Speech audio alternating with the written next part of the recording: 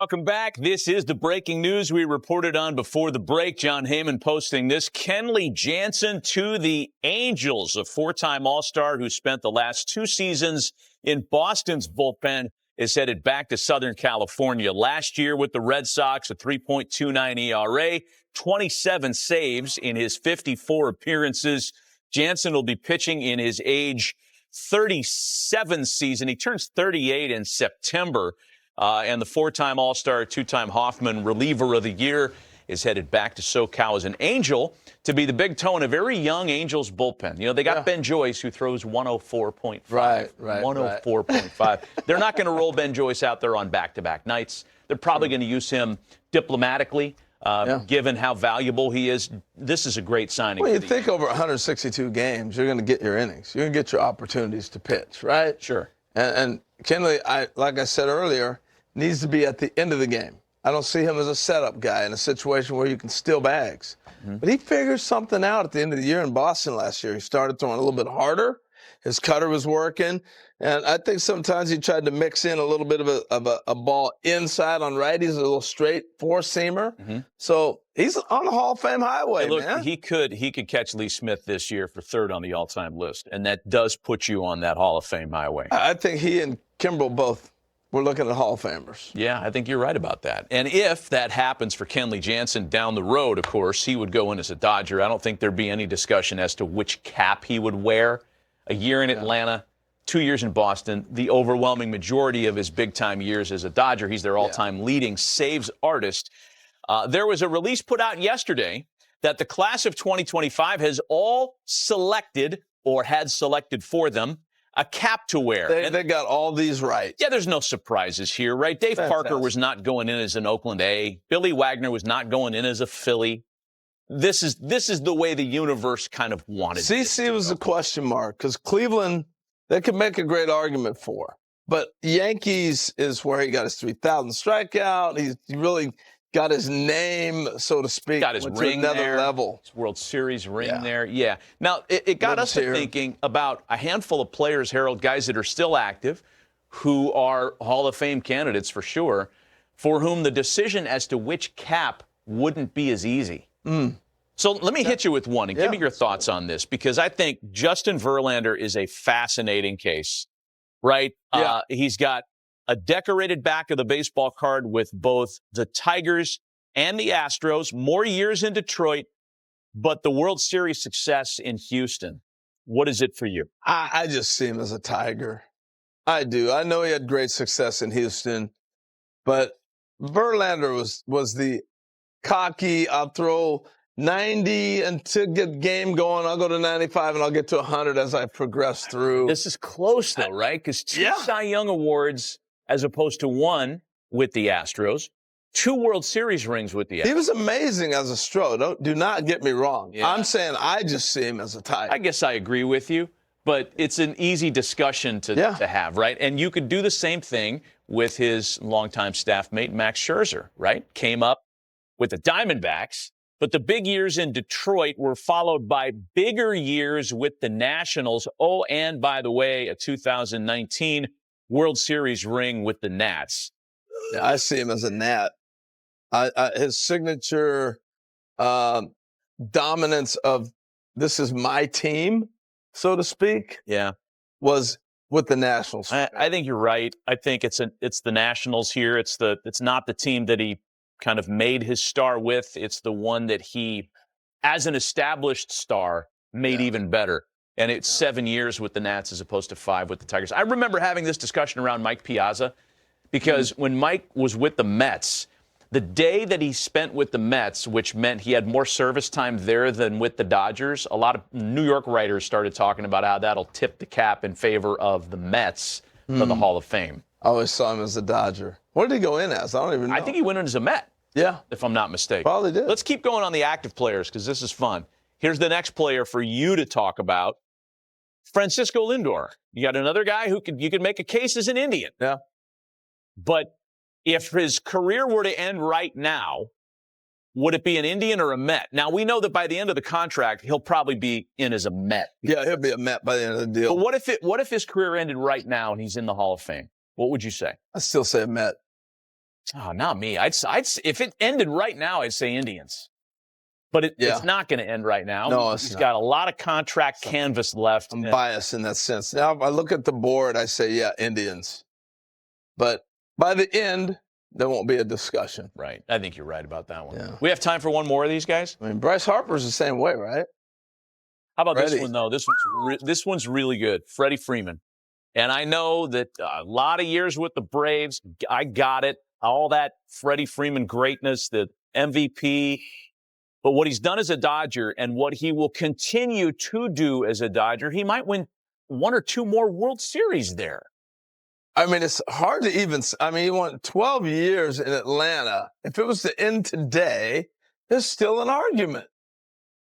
Crazy, right? Yeah. So, to me, he's going to be a Dodger when it's all said and done. He's going in as a Dodger. You think? Yeah. Oh, I don't know, man. Yeah, I mean, he still, I think, looks back at those Atlanta years so fondly, and there were so many of them, and he was born and raised a Brave, but the breakup wasn't good. No, not at all. So, yeah, maybe by the end of his contract commitments, there'll be more of a discussion. I mean, the way you replace him with the first baseman that you traded for immediately and locked him up, that's the pain. I think the toughest. When you know you have a lot left in the tank, which we have already seen. Who's the toughest one in that group for you?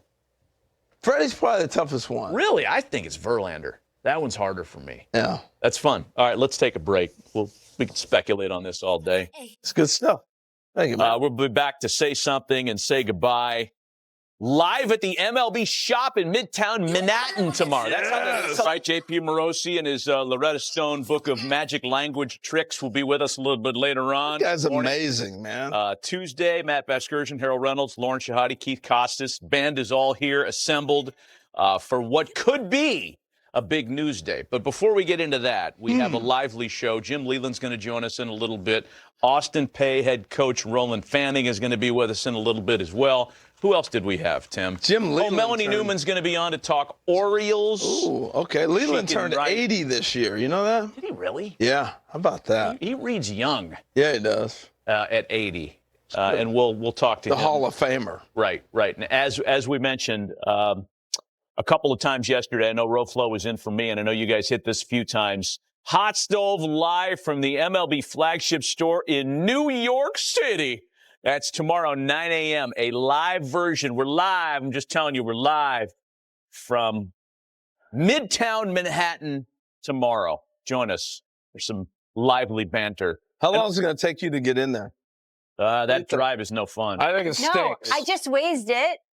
You're welcome for Okay. us, because I was thinking around this time we'll be headed in, and it's 34 minutes through the tunnel. 34 minutes. You may have been watching something else for 34 minutes last night, missing some of the rumor and innuendo around Alex Bregman's free agency case, which might be coming to a landing point soon. According to Buster Olney, it's down to 3 teams. Houston, we got a problem. Sweepstakes. And yes, Houston is not one of them. Woo! Bye-bye, Houston. According to Buster's report, it's either the Cubs, the Red Sox, or the Tigers that are going to land him. The thought is that it's going to happen at latest at the end of the week. It could happen any minute now. We're kind of on Bregman watch. We've been so for the last, 3-4 weeks. Yeah. But if you're going to a new team, he needs to get to camp on time with the new team. So we got pitchers and catchers reporting. Then what? Players are another week after that, or a few days? Yep. So you want to be in fold when everybody goes in. You don't want to come marching in to a new team late. So this week is about right in terms of the timeline, right? This reminds a lot of people of the Prince Fielder, Scott Boras timeline of many moons ago when it was mid-February before he landed. And it's still okay. It's still plenty of time for him to get into camp. Let me ask you this then. Based on these 3 teams, we'd been advocating Tigers since day one. But now that the Cubs are involved in this, the fit there makes a lot of sense. It's a division that's ripe for a takeover. Milwaukee's lost some pieces. The Cardinals are rebuilding. We still don't know where the Reds are. The Bucks didn't do much to help the lineup. Look at this with Alex Bregman and tell me this doesn't smell like a division champ. Well, my sources, who are usually pretty accurate, told me about 2 weeks ago it was the Cubs. And I still believe that to be so. I don't think they're sold on Alex Shaw at third base. I think Matt Shaw.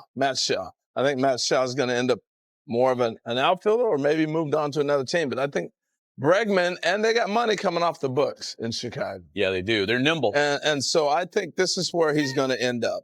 I don't believe it's going to be 7 years that he's looking for. Right. Or 6 years. So then the question to you is this. Because they There'll famously... be opt-outs all over the place. Right. Opt-outs after every 4 at-bats, whatever. Yeah. But because they famously said no to, what was it, 6 for 150-ish, 6 for 156 in Houston? Like if he signs for less than that now, we're going to have all the spin. Oh, but the AAV is higher. Oh, yeah. Oh, but we have opt-outs. But the total value of the contract, will it be north of what he said no to in Houston? What do you think? Just a guess. I don't think so. I think it's less. And here's why. I go back, look at Correa. All right, let's look at Correa's deal. When Correa went to San Fran, it didn't work. He was asking for whatever the years were. What he ended up going back to Minnesota was less than what he was looking for. And had Correa came out and said, hey, I just want 2 years, which I think he ended up somewhere in that neighborhood with Minnesota, he'd have 30 teams in on him. I think Bregman has 3 teams still standing because the years have come back. I'll make it work. I'll pare it down to 2 because I just can't. I can't get around all the logistics that need to change with the Red Sox to accommodate him. Yeah. Would they be better with him than without him? Of course. But, boy, you're talking about moving people off. What do you do with Devers, Casas, Story? It's too messy there to put another $150 million player into your payroll and upset the apple cart the way they are. And not to mention, the need here was on the pitching side. So I don't think it's Boston. If I were to rank the seriousness of this trio, I'd give the Tigers every bit the chance as the Cubs because the fit is so clear, and Boston is a distant third in this sweepstakes for me. I don't know. That's a tough one because he can play second base legitimately. I know Boston has a desire to move Devers to first, but do you do it right now without having a full complement of the winter to work on it? Because it hasn't been, we're moving you to first base, go work on it all winter. Now we're just going to say, spring season starting tomorrow. Hey, we just got Bregman. Good luck. Go figure out first base. I don't see the Red Sox doing that. But if they say Bregman's going to play second, then maybe I see that a little bit better. Right. What about the Tigers? What do you think of the Tigers? Yes. No. Good. No. Not everyone's signed. Alex Bregman unsigned. What do you think of Tigers, real quick? Do you think that's a fit? Love the That's always Tigers. been your number one. It always has for so many reasons. I think that's like a missing link. Look at this group with Bregman and solving some kind of uncertainty at third base, I suppose. Man, I mean, they made such a step in the right direction. So you got Tigers, I got Cubs. I'm curious who Lauren has. Tigers. Although when you say you have sources, I always believe you because your Rolodex in your phone is insane. He does have good sources. Who's the most famous person in your phone? Most famous person on my phone? Can't say Presidents, can't I say guess. yourself. Wait, time out. Presidents, plural. Good morning, by the way. Really? Wait. Did I match this little desk? Hang on. Don't bury the lead here. Harold has multiple United States presidents in his phone? Yeah. Personal numbers or press secretaries? No, personal stuff. I'm not playing around. Forget the rest of this rundown. There's nothing, Let's drill down on Harold's phone. We do have one other thing to talk about here in terms of free agents because there was another report that came out saying that if the Cubs don't land Alex Bregman, then Justin Turner could be in their sights. At age 40, still a productive player. Him. Didn't play a lot of third base last year, but look, who doesn't love Justin Turner? Great in the room, great clubhouse personality, good dude, winning player, can still hit. The numbers weren't as robust as they were the previous season when he was in Boston. But that would be the fallback for the Cubs if they don't land Alex Bregman, which, back to your earlier point, Harold, maybe they're just not ready for Matt Shaw to be given the keys to the car. He's a non-roster guy, too. There's still time with him. Yeah. It doesn't have to be this year or you lose service. Right. There's still time. So maybe Turner is a great kind of bridge for 1 year until they can get Shaw ready to go. So would they play Turner at third? Yes, that would be the idea. I don't see that. Maybe not every day. He could get, log in 75, 80 games. Then Matt Shaw's playing, and he helps bring him along. Right. That would be the combo. Right. This is Matt Shaw. Young dude. Leg kick is on point. I mean, we're looking at triple odd numbers here. And hey, you know what's interesting? Looks like an old Justin Turner swing with the leg kick. A little bit. Doesn't it? First guy, I thought it was your guy in Anaheim. And they took away Neto's leg kick. Yeah. He still got it a little bit. He'll get up there like that. I was at Red Sox camp, interviewed Justin Turner, but we had to wait because we had 2 people before him. He sat on the ground for 30 minutes and waited for the interview. He's a good dude. That says everything you need to know about him. You ready for your field trip? You got your discount code ready at the MLB store because we're going to be using it? Yes. Cubs and Dodgers will play in Japan. Gentlemen and Shota Managa hanging out, having fun, getting ready. Of course, a lot made about his football skills. What say you? Marquis tweeted, we know a high-level free agent the Bears can sign. Stop. Yeah, that causes some hard feelings. And he's a jokester. Flanking the ball. That's right.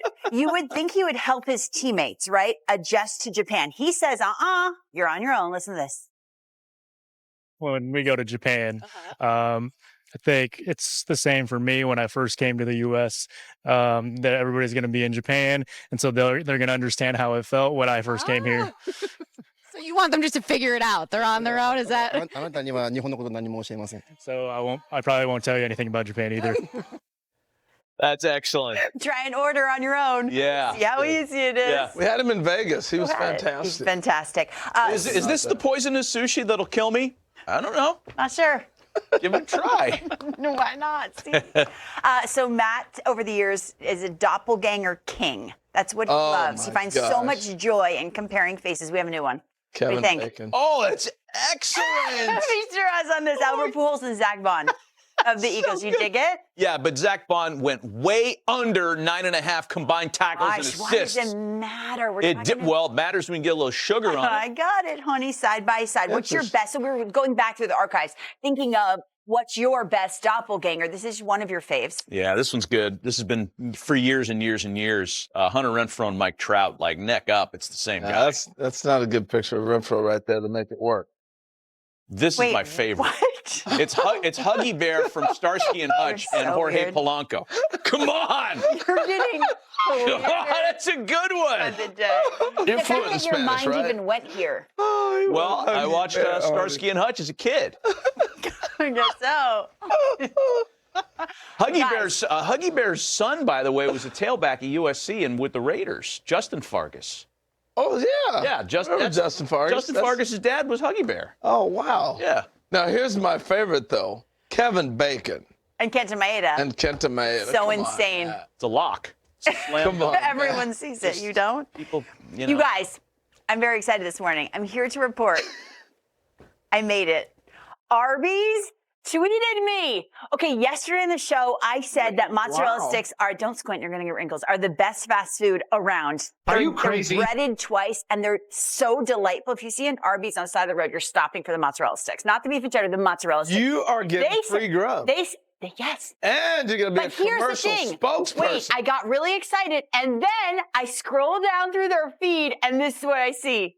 They're just treating everyone. They're treating John Heyman. They've retweeted I love this. barbecue chips.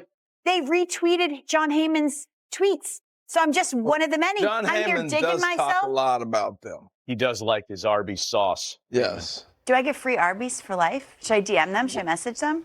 Message them. What? No, you want to be a spokesperson. You want to do commercials. I do? You don't want free food. You want to do the commercial. I do? Yes. You're going to be my agent, 10%? 2%. DM them. 2%. I don't even need that. I just want to see you succeed. Yeah, I want to do it. I want to see Lauren slide into Arby's DMs. That's what I want to see. I was going to say something. Voicemail time. What happened to your nails? I cut them. / took them off. Took them off. Thanks for And then Matt, peeling back the what happened to your nails? I thought she suffered through a burn injury or something. What happened to that one? Oh, I have my fake gosh. nails. Matt.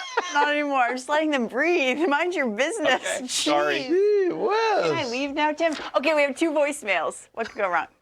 Sure. Yeah, hi. This This is Joe. And frankly, I don't remember where I am, but our remote here broke. So luckily it's on the network. And but the stove came on again. You guys are doing it twice today? She blows. Every day it repeats, So Joe. I'm happy about that. Anyway, that's it. I love you Excellent. guys. See you next time. 2 for 1. Yay. I like that. That's the kind of insight that could make him like a senior executive here at MLB Network. What?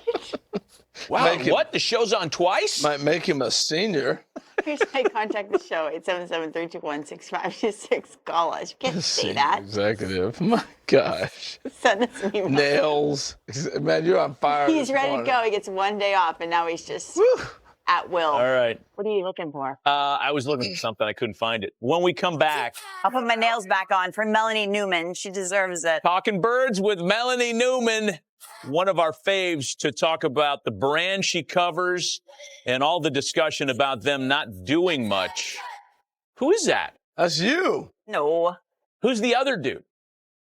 Oh, that's the NB CNBC guy, Yeah. Sorkin. And Eyebrows are Andrew similar. Sorkin. Eyebrows are similar. I'll trade futures with him right now. His is brighter than mine. So is his eyes. Great job, man, with this interview. ドジャースの2024年シーズンは、まさに夢のようなオールスターチームが誕生した瞬間からファンの期待を一身に背負い、圧倒的なパフォーマンスで駆け抜けてきました。大谷翔平、ムーキー、ベッツ、フレディ、フリーマン、これほどのスター選手が一堂に会し、チームとして戦う姿は、まさに野球ファンにとっての最高のエンターテイメントでした。シーズンを通して、ドジャースはまさに、勝つべくして勝つ、チームでした。オフェンスでは大谷翔平が豪快なホームランを放ち、ベッツが驚異的な守備とバットコントロールを披露し、フリーマンが頼れるバッティングでチームを支える。そして、ピッチング陣には新たに加わった強力な先発投手たちが圧巻の投球を見せ、ブルペンも安定感抜群。まさに、どこから見ても隙のない、超完成型のドジャース。そして何よりも印象的だったのは、選手たちが見せる団結力と情熱です。